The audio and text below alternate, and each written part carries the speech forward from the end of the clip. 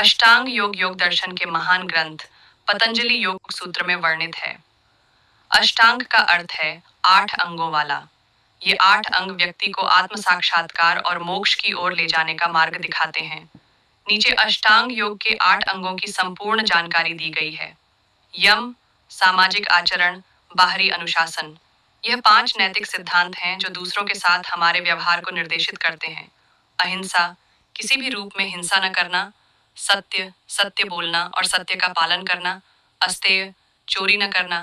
ब्रह्मचर्य, इंद्रियों पर संयम, शुद्धता, अपरिग्रह, लोभ न करना। आवश्यकता से अधिक संग्रह न करना। नियम, व्यक्तिगत अनुशासन। ये 5 आंतरिक अनुशासन के नियम हैं। पहला शौच, शारीरिक व मानसिक शुद्धता। दूसरा संतोष, संतोष की भावना। तीसरा तप, आत्म अनुशासन और कठिन अभ्यास। चौथा स्वाध्याय, शास्त्रों का अध्ययन और आत्मनिरीक्षण। पांचवा ईश्वर प्रणिधान, ईश्वर में समर्पण। 3 आसन, शारीरिक अभ्यास। स्थिर और सुखद मुद्रा में शरीर को स्थिर रखना। शरीर को रोग मुक्त और ध्यान के लिए तैयार बनाना। 4 प्राणायाम, श्वास पर नियंत्रण, प्राण, जीवन ऊर्जा को नियंत्रित करने की कला।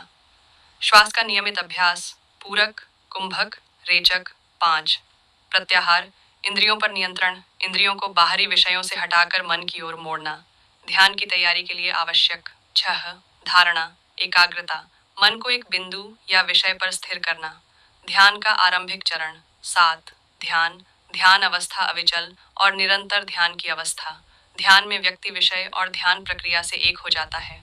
8 समाधि, आत्म साक्षात्कार, परम चेतना, ध्यान की चरम अवस्था, जहाँ साधक अपने आत्म स्वरूप से एक हो जाता है। यह योग का अंतिम लक्ष्य है।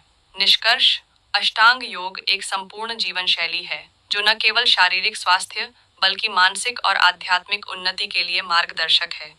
यह आत्मशुद्धि, अनुशासन और ईश्वर से एकत्व की ओर ले जाने वाला मार्ग है।